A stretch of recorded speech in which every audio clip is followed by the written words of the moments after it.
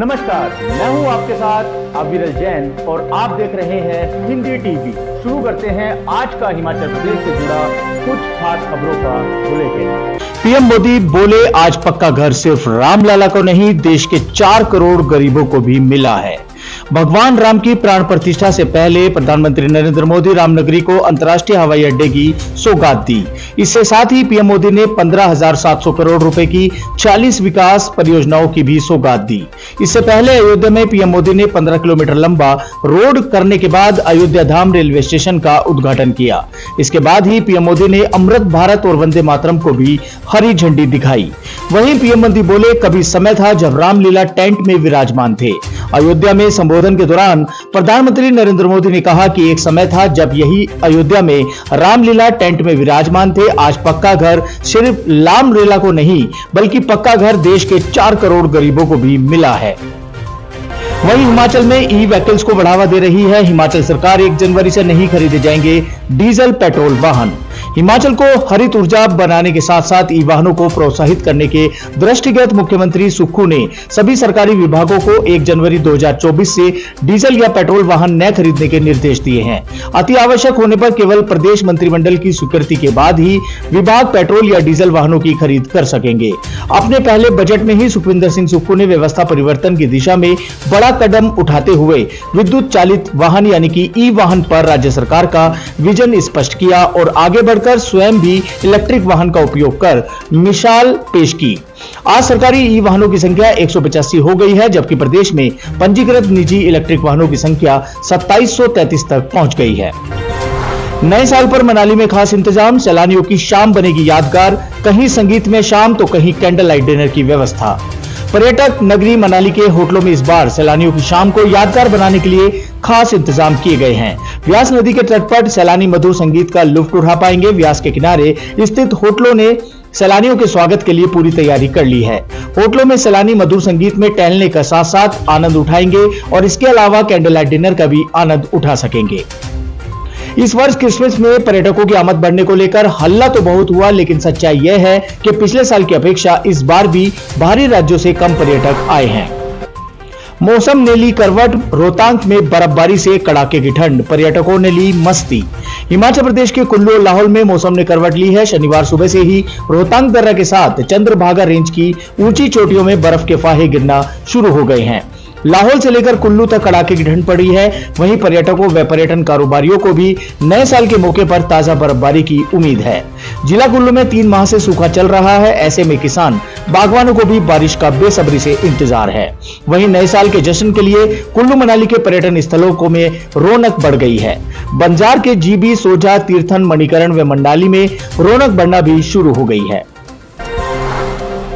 शिमला में पहले शूटिंग के लिए बुलाया, फिर होटल में लेकर किया दुष्कर्म, पंजाबी मॉडल ने युवक पर लगाया आरोप। राजधानी शिमला में एक महिला मॉडल से दुष्कर्म का मामला सामने आया है। महिला ने लुधियाना के एक युवक पर संगीन आरोप लगाया है। पीड़िता पंजाब के जालंधर की रहने वाली है। पुलिस के मुताबिक पीड़िता ने अपनी शिकायत में बताया कि वीडियो शूट करने के बहाने आरोपित ने उसके साथ दुष्कर्म किया। महिला ने बताया कि आरोपित युवक ने पहले उसे वीडियो शूटिंग के लिए शिमला बुलाया, फिर होटल में ले जाकर घिनौनी हरकत को अंजाम दिया। थाने में दर्ज शिकायत के मुताबिक पीड़िता ने बताया कि वह 22 दिसंबर को शिमला आई थी और रात को शिमला के एक होटल में रुकी थी। तभी आरोपी ने उसके साथ छेड़छाड़ करने की कोशिश की है। बाथरूम में नहाने गया व्यक्ति, अचानक हुआ यह हादसा, तड़प तड़प कर हुई मौत। शिमला में हादसे में युवक की दर्दनाक मौत हो गई है। न्यू शिमला थाने के तहत यह मामला पेश आया है। पुलिस ने प्राप्त जानकारी के अनुसार इस बारे में वीरवार रात 12:30 बजे के करीब न्यू शिमला थाने में आईजीएमसी से फोन पर सूचना प्राप्त हुई। बाथरूम में नहाने गए व्यक्ति की बिजली की रॉड से करंट लगने पर मौत हो गई है। सूचना के मुताबिक महेश कुमार पुत्र विनोद कुमार निवासी शोभाराम न्यू शिमला रहने वाला बताया जा रहा है। शिमला में सड़क हादसे में 2 युवकों की मौत, पुलिस जांच में जुटी। राजधानी शिमला के उपनगर ढली में शनिवार सुबह सड़क हादसे में 2 युवकों की मौत हो गई है। मृतकों की पहचान ऋतिक चंबी और प्रियांशु निवासी बामटा उपमंडल चौपाल के तौर पर हुई है। दोनों की उम्र करीब 23 साल बताई जा रही है। पुलिस हादसों के कारणों की जांच कर रही है। राष्ट्रीय राजमार्ग ढली भट्टाकुफर बाईपास पर सुबह करीब 7:30 बजे एक वर्कशॉप के पास कार दुर्घटनाग्रस्त हो गई। वाहन सड़क पर पलटा होने के कारण एक युवक को बाहर निकालने में कड़ी मशक्कत करनी पड़ी। हादसे में एक युवक ने मौके पर ही दम तोड़ दिया। राज्यपाल बोले, केंद्रीय सहायता पर विपक्ष और सरकार के झगड़े में नहीं पड़ना चाहता हूं। राज्यपाल शिव प्रकाश शुक्ला से कहा कि अब उनके कार्यकाल के 10 महीने पूरे हो गए हैं। जब यहां आए तो थोड़े दिन में ही प्राकृतिक आपदा आ गई थी। ऐसी आपदाओं से कैसे निपटना है, इस बारे में गंभीरता से सोचने की जरूरत है। अतिक्रमण के मामलों को कम करना होगा। राज्यपाल ने शुक्रवार को विशेष बातचीत में कहा कि सड़कों के किनारे जिस तरह से निर्माण हो रहे हैं उन्हें घटाने की जरूरत है।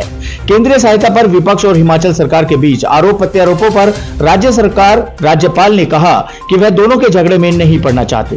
आपदा से निपटने में केंद्र सरकार ने अच्छी सहायता दी है और हिमाचल सरकार का काम भी अच्छा चल रहा है। केंद्र ने बहुत से पैकेज दिए हैं। केंद्रीय टीम हिमाचल में आई थी, उसकी रिपोर्ट पर भी केंद्र सरकार अनुदान देती रही है। प्रदेश की सहकारी समितियों को लाभांश का 3% देना होगा एजुकेशन फंड। हिमाचल में अब सहकारी समितियों को अपने शुद्ध लाभांश का 3% एजुकेशन फंड चुकाना होगा। राज्य सरकार ने कोऑपरेटिव सोसाइटी नियम 1971 के उपनियमों में संशोधन कर दिया है। पहली बार सहकारी समितियों से एजुकेशन फंड लेने का फैसला लिया है। नियमों और उपनियमों में किए गए संशोधन प्रस्ताव पर आम जनता को आपत्तियां दर्ज करने के लिए 2 सप्ताह का समय दिया है। सुझाव और आपत्तियों पर गौर करने के बाद ही सहकारिता विभाग की ओर से राजपत्र में इस बाबत अधिसूचना जारी कर दी जाएगी। वहीं हिमाचल के काजा और ताबो में नए साल से वाहनों के प्रवेश पर लगेगा शुल्क, समदों में लगेगा बैरियर। काजा और ताबो में हिमाचल सहित देश भर के विभिन्न हिस्सों में आने वाले वाहनों से प्रवेश शुल्क वसूला जाएगा। नए साल से फीस की वसूली होगी। साडा डेवलपमेंट फीस की वसूली के लिए समदों में बैरियर स्थापित किया जाएगा। काजो और ताबो में पर्यटकों की आवाजाही लगातार बढ़ रही है। इसके चलते इन क्षेत्रों में ठोस कूड़ा प्रबंधन, सीवरेज प्रबंधन के लिए विशेष क्षेत्र विकास प्राधिकरण के पास वित्तीय अभाव है। जनता के हित में साडा डेवलपमेंट फीस की वसूली शुरू करने का फैसला लिया गया है। नए साल में एचआरटीसी लोगों को देगा 3 तोहफे, बसों में कैशलेस होगा सफर। हिमाचल पथ परिवहन निगम नए साल में प्रदेश के लोगों को 3 तोहफे देगा। जनवरी से कैशलेस सफर, ऑनलाइन बस पास और वर्कशॉप इन्वेंट्री की सुविधा होने जा रही है। 20 जनवरी तक तीनों सुविधाएं औपचारिक रूप से शुरू करने की योजना है। प्रदेश में नए साल से एचआरटीसी की बसों में यात्री कैशलेस सफर कर पाएंगे। एचआरटीसी ने नई हाईटेक मशीनों की टेस्टिंग शुरू कर दी है। इसके बाद शिमला मंडल के तहत शिमला लोकल, धर्मशाला मंडल के तहत पालमपुर, हमीरपुर और मंडी मंडल के तहत सुंदरनगर डिपो में टिकटिंग मशीन के ट्रायल होंगे।